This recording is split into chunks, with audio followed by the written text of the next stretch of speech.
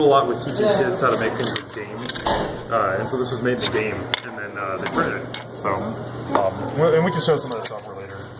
We teach geometry with the silhouettes. Here's another example of like we'd never do a workshop with this, but this would be like one part of a workshop on how do we do geometry in paper. And then this one's cool. So the alma mater was missing for a little while, and Andrew, is Andrew here? Or he's coming back. Yeah, he's in class or something. Everybody will eventually be back, I swear. Anyway, so the alma mater was missing, and they had some people from the lab and NCSA designed an app to simulate the alma mater in 3D. So you would stand in front of it, and it would draw it behind you in 3D, so you could take a picture of yourself in the alma mater. And so our part of this is that we put together the holder for the iPad. Besides the guy who also, like, there was a guy who worked on both, and he was doing this as well as the code part.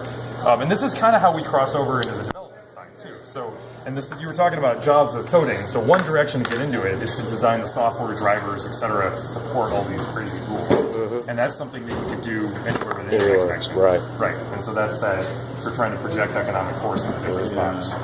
So, anyway, so lots of cool gizmos. I guess I'll point out the milling machines at least. So that's Shapoko there, and then there's a Modelo milling machine that does circuit boards. This Christmas tree is an example, although I have to plug it in to make it work. So I mean, it's not as good as what you'll find on your cell phone, but you could do like a first pass prototype. So I don't know, my examples walk off a lot. Glass. Sort of. We have others. These little guys. Here's a chip. So we can mill things essentially So with it that. creates all these little Yeah, the paths grooves, and then you grooves. solder on the rest. So soldering goes to the back room. That's where we haven't gone yet. So these are nice though, because you can get the big version over there. Like the version, that big size, but with these big motors, if you imagine those two things combined, is only $1,000 now. And as compared to old milling machines, that's pretty darn cheap.